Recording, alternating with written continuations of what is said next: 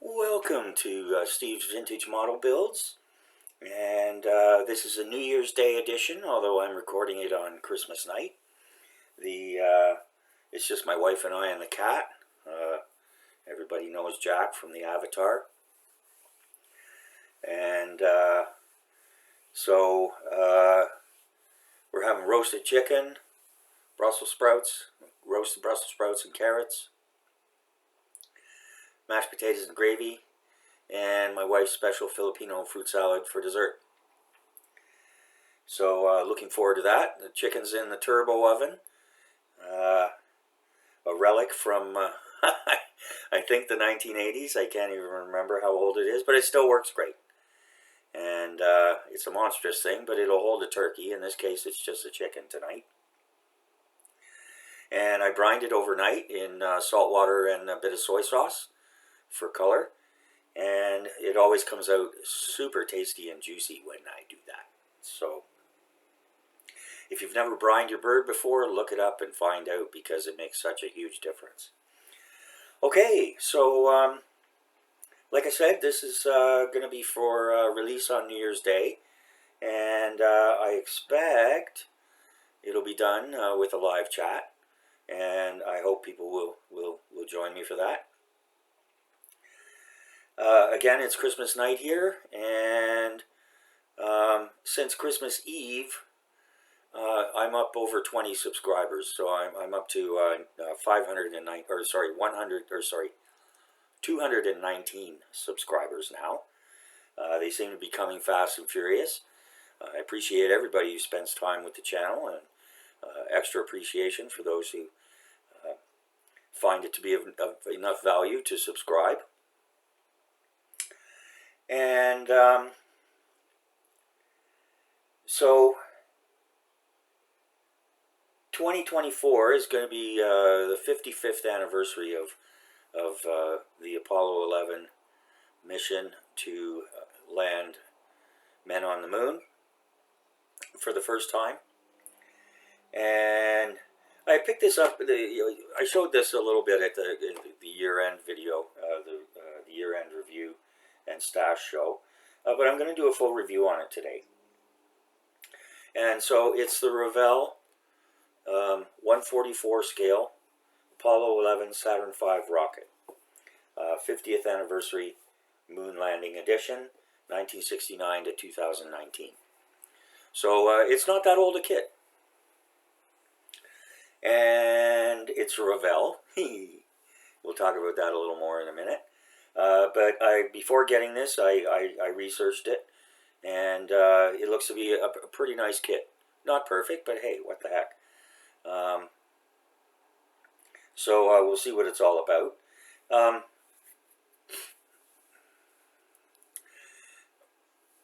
Revell also has a kit out there. Actually, there's a couple out there floating around that are, I think they're 196.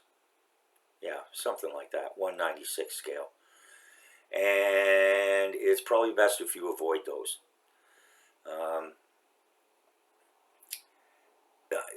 Rather than rigid molded plastic, the rocket itself is the stages are made up of soft plastic that you kind of roll up to make the cone or the tube that the stuff goes on. So avoid that. Peter Oxley got one of them, and he was very disappointed. He said it was just cheap and terrible. I have seen one of the older kits out there. It actually has like a little moon landing diorama for the LEM. So you know, you might want to do something about that. But again, it's the same roll up the plastic into a tube. And of course, it'll be a lot bigger. This one is 77.5 centimeters. That's about 30 inches, which is plenty big enough for me. And it has 82 parts, so they rate it as level 4. And not too much frustration from what I've seen in the reviews and builds. It's catalog number 04909, and we've got nice box art here of the Saturn V leaving the atmosphere. Not very accurate though, because at the point it's at here, it's left Earth's atmosphere, and the first stage would be long gone, and probably just about ready to jettison the second stage if it hadn't been done already. So, but it's fanciful with the moon in the background there and the big blue marble, and very nice. And I don't see a signature, but it sure looks like it's been painted, not a photograph of the model. But you never know. It might just be the model with the, I don't know. Okay, so Peter Oxley and I had a bit of a conversation about this not too long ago, and about the landings deniers. And I'm not going to say too much about it. I mean, people are entitled to believe what they want to believe, whether it's true or not. And human beings seem to have a penchant for concocting these elaborate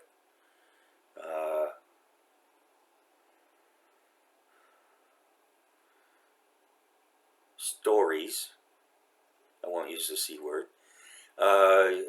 You know, about things that are actually a lot simpler. So for my money, you know, I'm old enough, I remember when the moon landing happened. I watched the whole thing from start to finish, as did, I believe, more than 1 billion people. And we're still benefiting from technology that was developed for this program. So one other note, I'm not going to make a big deal about it, but the United States rocket program was well, there's no two ways about it. Wernher von Braun, who was responsible for a lot of the rocketry and the design and development of the Saturn V rocket, he was a Nazi. And he wasn't one of those passive Nazis either. You know, he developed the V1 and V2 rockets, or I believe the V2 rocket at least, and guidance systems and all that kind of stuff, gyroscopes, and used both Jewish and other slave labor in his factories. So there's no sugarcoating that. And I guess in the end it came down to what's called realpolitik, which is a pragmatic approach to things. The United States felt that it was better that they have him and his expertise and skills rather than the Russians get him. And as a matter of fact, he felt the same way too. Near the end of the war, he packed up as much as he could of his notes and plans and so on and so forth, loaded them up, and drove to Austria and turned himself into the United States military. So I don't know if he at any later time renounced and denounced his participation in the atrocious Nazi war machine. But I guess that's between him and his creator. Okay, so but that doesn't mean that the whole program and everything should be tainted about it. Okay, that's the way it is. So, and it's just more proof that you know, just because you're really smart doesn't mean you're right about something, about everything. And as a matter of fact, some of the smartest people can be horribly wrong about things. So I'm not gonna go on forever about that, but it is what it is. So I'm not one to sugarcoat things, and so I put it out there. Jumping back, I believe it's the greatest achievement humankind has ever accomplished. not least because it brought so much human talent together, so much positive drive, and a meeting, a setting and meeting of goals.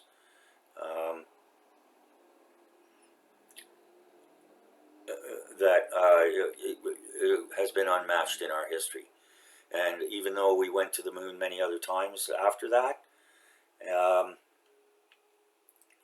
and I guess soon we're going to be going to Mars, this was the first, and it deserves recognition, and it deserves a special place not only in human history but in aviation history. And so, yeah, a couple more things before we get into the kit. For those who are interested, I'd encourage you to take a look at a book called First on the Moon, A Voyage with Neil Armstrong, Michael Collins, and Edward R. Aldrin.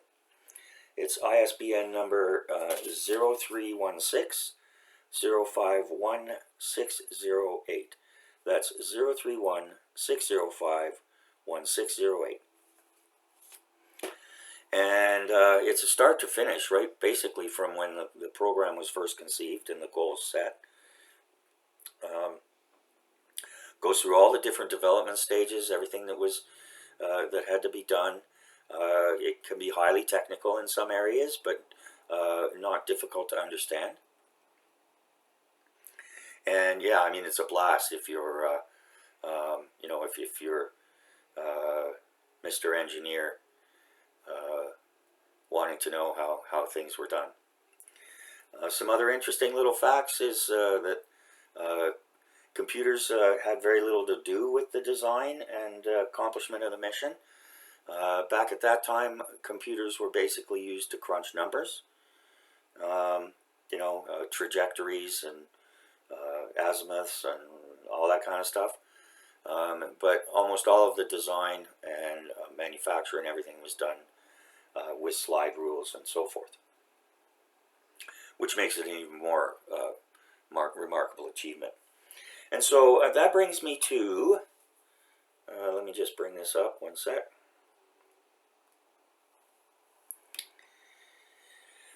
The Apollo guidance computer. And the basically, so yeah, the AGC was a digital computer produced for the Apollo program that was installed on each Apollo command module and Apollo lunar module. The AGC provided computation and electronic interfaces for guidance, navigation, and control of the spacecraft. It was manufactured by Raytheon, had a 15-bit word length, 1-bit parity, 2048 words of RAM in a magnetic core memory, and 36,864 words of ROM, which was a core rope memory. Power consumption was 55 watts, and the processor was discrete silicon integrated circuit. It went dark on me. Integrated circuit chips. It weighed 70 pounds, 32 kilograms, and was about 2 feet by 1 foot by 6 inches deep. It was designed to sit on the lap, whether it was in the LEM or the, well, actually not in the LEM. In the command module, it was designed to sit on the lap. On the LEM, there were no seats, so I guess it was integrated into something there.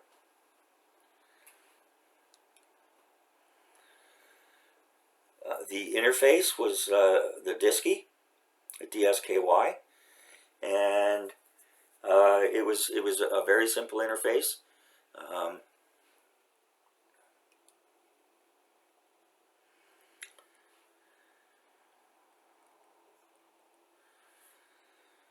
Bring this up here.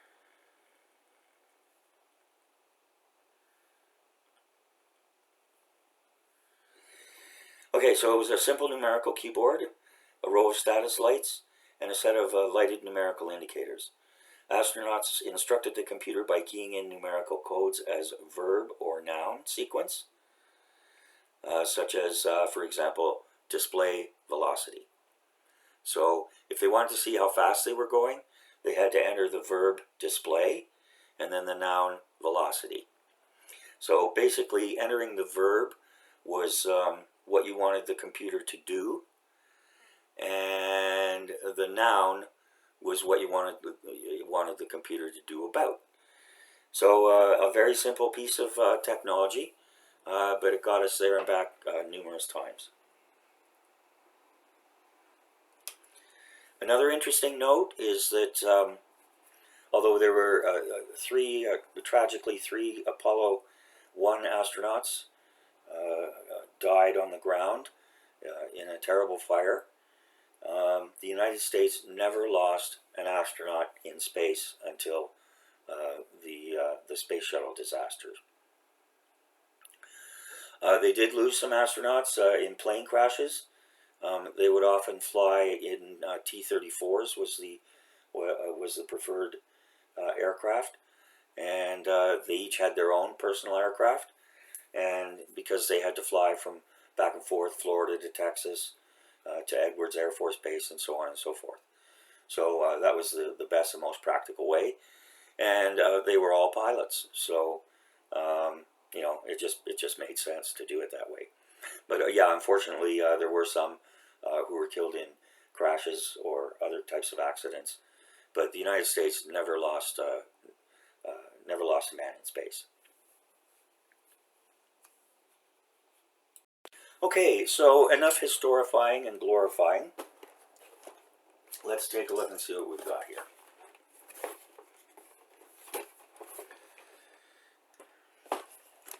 The note here, distributed in the USA and Canada by Revell USA. Plastic parts molded in the USA, packaged in the USA. That's very nice. Box printed in Poland. Decals printed in Italy. The manual was printed in Poland. And they give copyright date here, 2019, Revell, Germany. And I move to the back here, or the bottom of the box. And we see various different pictures. The lem is, it comes with a lem, which you can show or close up. Or you can do a diorama if you want. And it comes with a stand and some figures as well.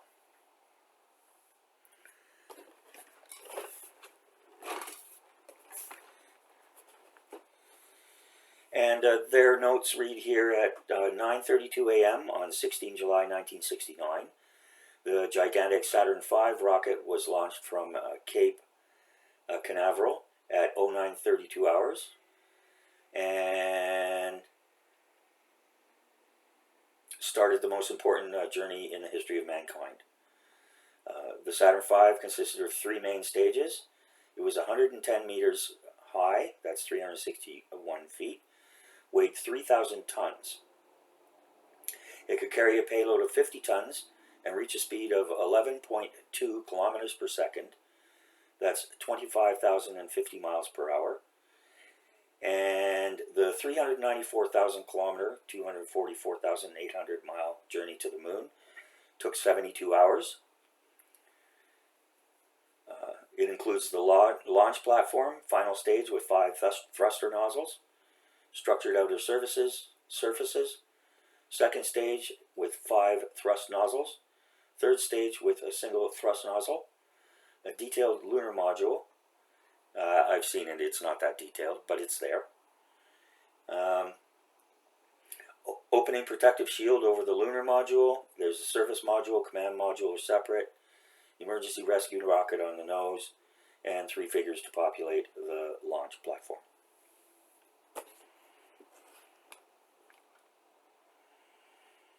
And then there's the usual non-assembled plastic model kit, requires, etc., etc., etc.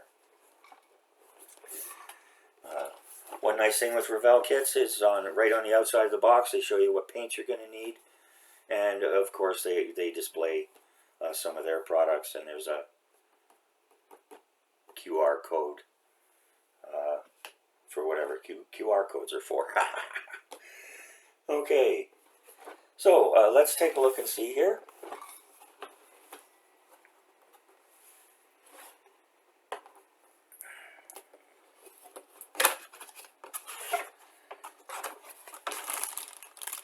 Unlike the Titanic kit, this box is full.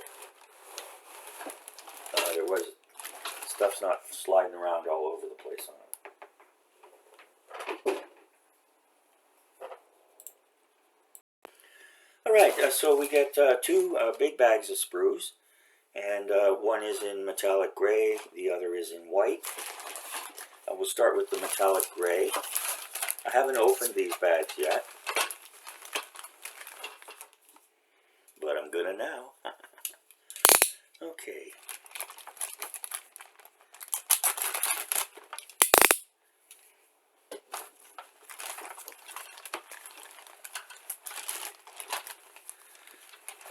Another little bit of trivia. There was a lot of discussion and argument from the early astronauts. Initially, NASA wanted the astronauts to basically just be monkeys sitting in the chair and doing whatever. But the astronauts felt that they should be pilots, and that they should be able to take control of the spacecraft or the rocket if necessary.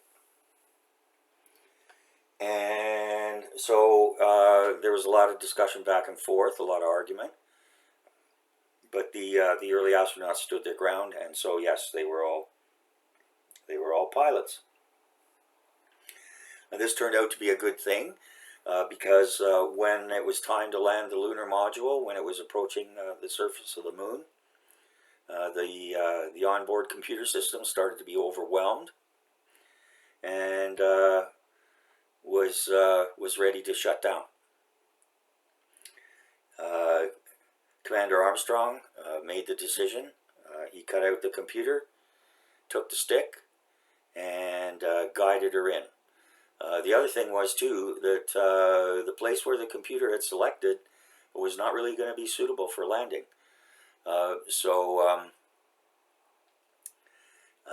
Commander Armstrong had to kind of crab along to find a suitable place to set it down. And I think when they actually finally landed, they had something like 20 seconds worth of fuel left. So I doubt monkeys could have done that. Okay, so here we go. We got a nice base with an area here to put the decal on. Lots of flash. You're not going to really see this anyways. I'm not sure if I'm going to use this, and I haven't decided whether it's going to be upright or horizontal. But it's there if you want it.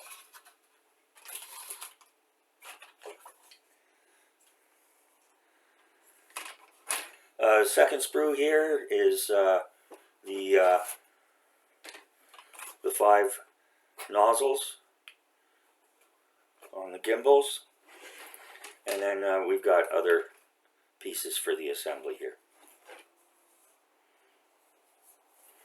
I guess these are the nozzle pieces for the command and service module.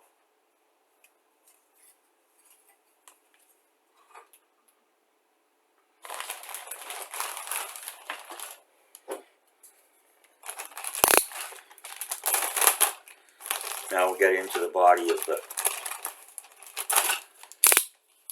model here.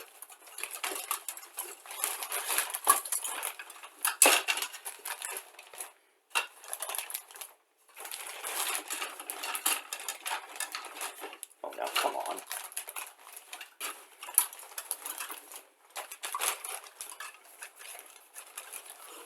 There's always one. There we go.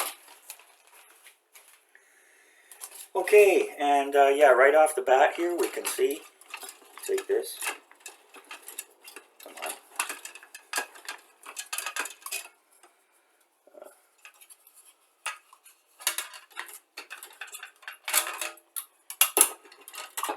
can see a couple different things. First of all, we can see an awful lot of flash. Not on the actual model itself, but on the sprue post. But yeah, here we have good solid regular plastic. Whereas in the 196 kit, as I said, you get like a piece of soft plastic that you roll up to make the body of the. No, sorry guys.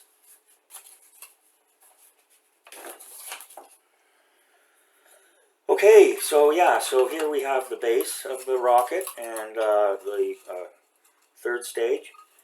We've got some of the wings here, the stabilizers. This is the LEM and command and service module.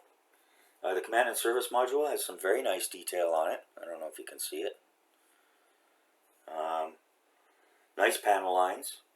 The LEM is very basic.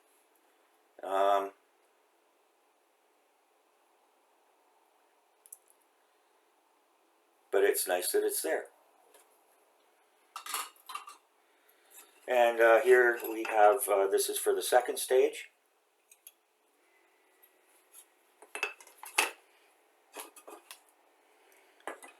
And the connector, second stage. Third stage, connector for the command and service module. Although there's tons of flash on the sprue posts, I'm not seeing anything.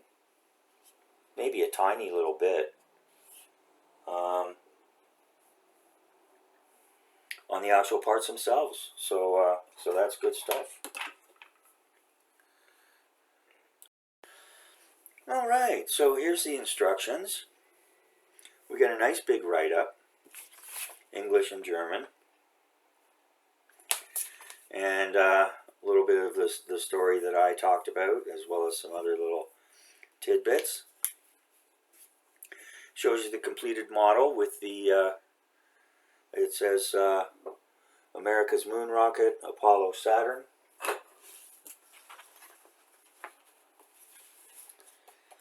Here's the decals. They feel kind of thick. They feel pretty much like Tamiya ones. But hopefully there'll be no problems conforming. You know, most of the stages here, most of the stuff is on the sides, and these are smooth and flat. There's very little that'll go on here, and one way or the other we'll get it to work.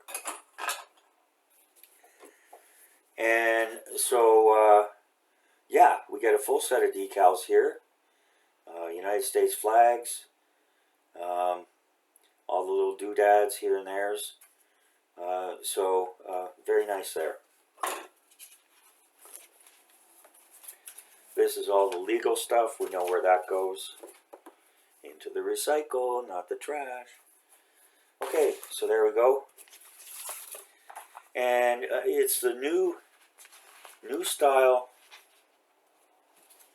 Revell instructions. It's a stapled booklet, which is very nice.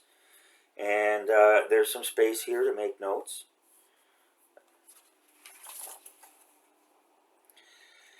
But nothing in color. There's no paint scheme in color. I mean, basically it's black, white, and metallic, silver, whatever. So, not going to be too hard on them about that. Copyright here is 2014, and as I mentioned earlier, these instructions are printed in Poland, so that's very nice. So yes, we like Poland.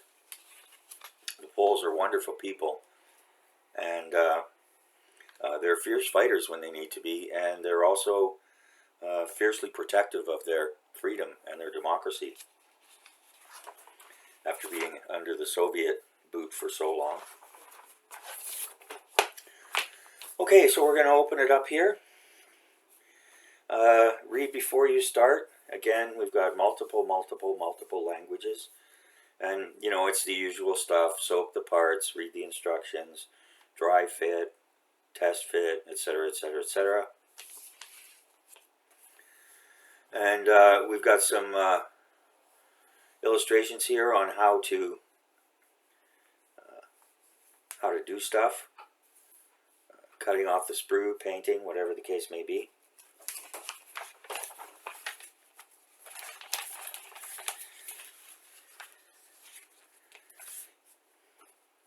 And, excuse me, the regular instruction icons.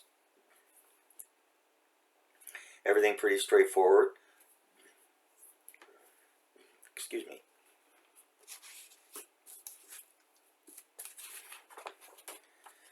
And then we move to the next page.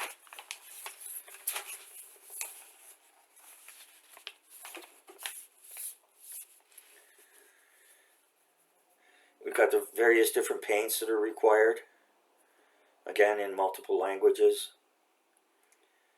And let me see, light gray, flesh, aluminum metallic, grayish blue, tank gray, black, white silky matte, green silky matte, reddish brown matte, gold metallic, steel metallic, anthracite gray, silver metallic. So these are all the paints they recommend, but you could probably do with about half of these. You do need the gold though. That's for the lem. The entire thing was sheathed in gold. Very expensive piece of equipment, as they all were. Okay, then we get a really nice sprue map here. You know, they give you the sprue map, and they draw attention to number 37 and 38. Not sure about that, but I guess we'll figure that out. We've got the engine nozzles. For those who don't know, it was initially developed as a Saturn rocket, which was one engine. And it was Wernher von Braun who put together all 5 engines, had them working in unison and concert, so they were able to provide the lift and accomplish the mission. Just as now, Elon Musk is doing with the Falcon 9, it's easy to build the engines, but to put them all together to work together, that's a whole other thing. So anyways, yeah, so it's just step by step here. We don't have a whole heck of a lot of parts. And, I mean, you look at the rocket, it's a rocket. I mean, you've got, the minimum of stuff on the outside, and all the fun is on the inside. I'm sure there's other kits out there that are a lot more expensive, that actually include the actual jet engines, but not this one. Oh, and I should mention too, this kit costs about $48. So I think we're going to get some bonus points for value there. Okay, and yeah, so we start with step 1. You put together the engines. You put the engines on the piece where the engines go. You fit them into the bottom.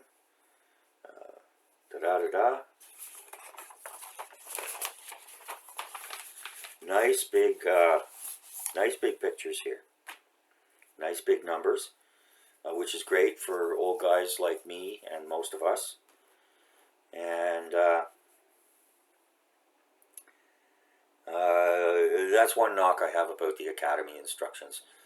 They tend to be really small, not very detailed, and the parts numbers are just really tiny inside a little circle. So that's a bit irritating. Oh, and another thing, I gave a shout out to all the gang there at Peter Oxley's channel, and I forgot one very important person. Her name's Stephanie, and she lives in Washington State, just down the coast from us here. And she always joins in, and she's a very very dedicated and passionate modeler. So, hi, Steph.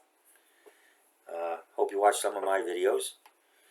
Okay, so yeah, so here we go, and you know, you can really see it, you know, developing. You know, you start at the bottom, up, up, up. You know, a lot of kids, you fiddle and you do, and you know, and it seems like nothing's going on, and then all of a sudden, boom. So I apologize for my arm. Jack was particularly affectionate today. Sorry about that. Okay, and then we've got the second stage and the internals. And again, everything, da-da-da-da. Bring it up.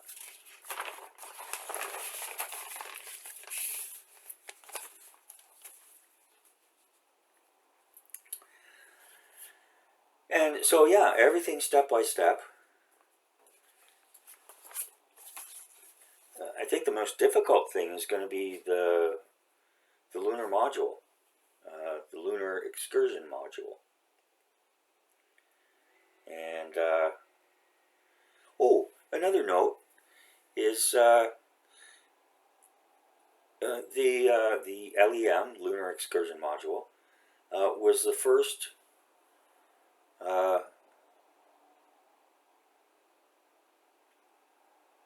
thing engineered to be exclusively a spacecraft. Although the command and service module orbited the moon, you know, that's, you know, that's,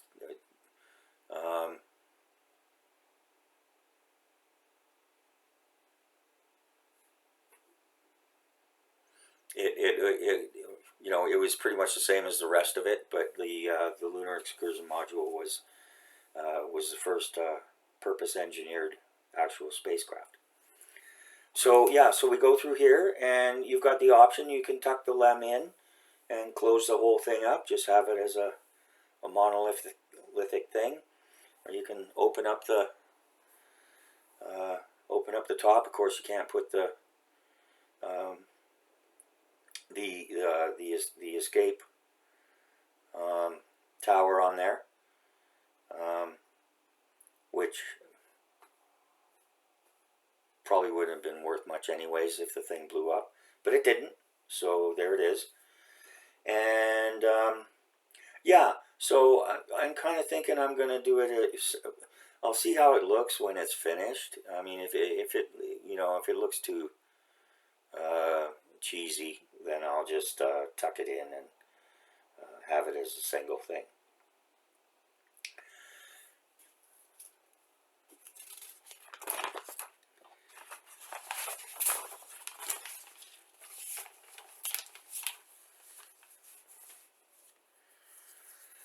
Okay, and so yeah, you see how it tucks in here, and then how this assembly goes onto the top, and then you get the crew capsule. 3 days there, 3 days back, everything in between. Boy, they were pretty ripe when they got back. Even with the special diapers that they provided them with. But hey, explorers throughout the ages have gone through plenty of discomforts, and those are minor ones, comparatively speaking. So no wonder they were put in quarantine right away. Nobody could stand the smell. Anyways, so yeah, there we go. And I bet they were sure glad to get themselves into a shower and a hot meal. Boy, oh boy. So yeah, and then we've got the escape tower here, which went on top of the crew capsule. The idea being that if there was a problem with one of the lower stages, that the top here would open up. They'd be able to crawl up inside the escape tower. It was not powered. I think there were explosive bolts that would blow it free of the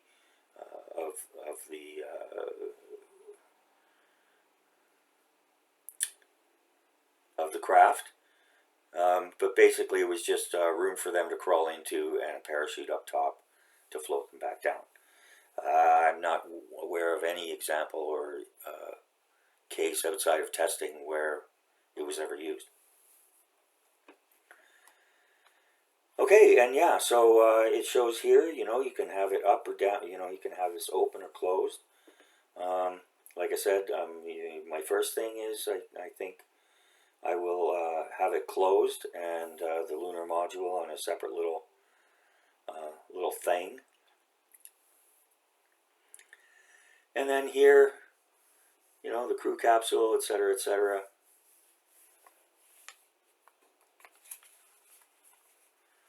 Gives you your different options. Tells you when to glue, when not to glue.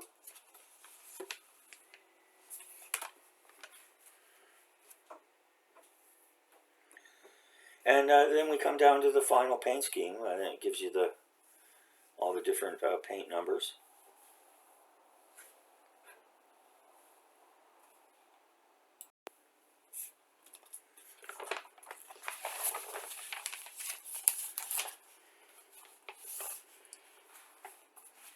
And lastly, we get some decaling on the lunar excursion module, the command and service module, and the capsule.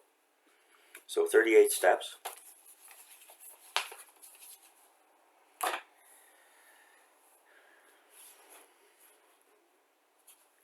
The reviews I saw, there were no real fit issues or any problems as far as that goes. Excuse me. And, you know, for a younger person, you could easily just, excuse me, haven't even had my supper yet. You can easily just put this together, put it on the stand, and decal it, and it would look very respectable. It could go in any corner, even though it's pretty tall, but it could go on a dresser or a desk in the corner. So, okay, so now we get to the moment everybody waits for.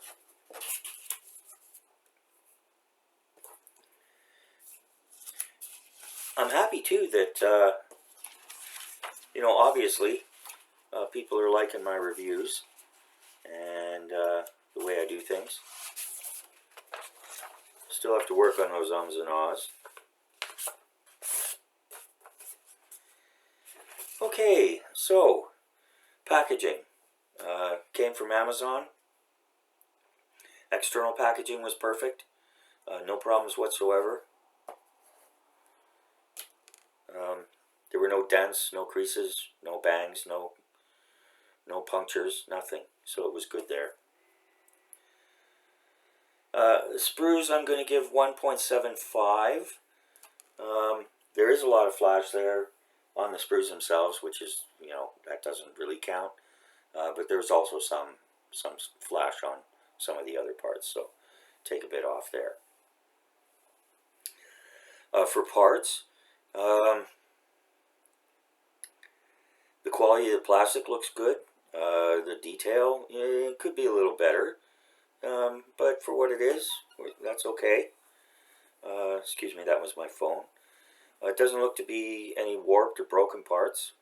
The decals look great. So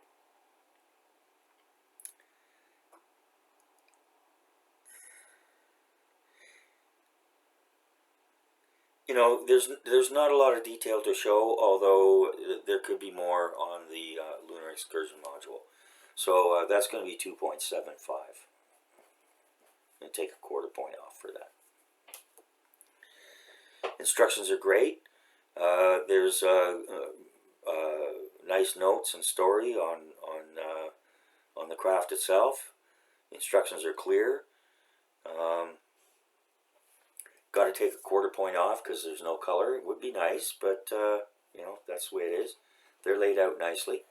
So again, 2.75. No great wow factors that jump out, but I'm going to give it half a point for value. Other Apollo kits I've seen out there, again, you know, much higher quality and much higher prices. But for $48, it looks to be a great kit that you could be proud of when it's completed. And oh, you know what? get a quarter point for those figures. You know, heck, 144 figures, 144 scale figures. That's not an easy thing to accomplish. So on the parts there, that takes us to a 3.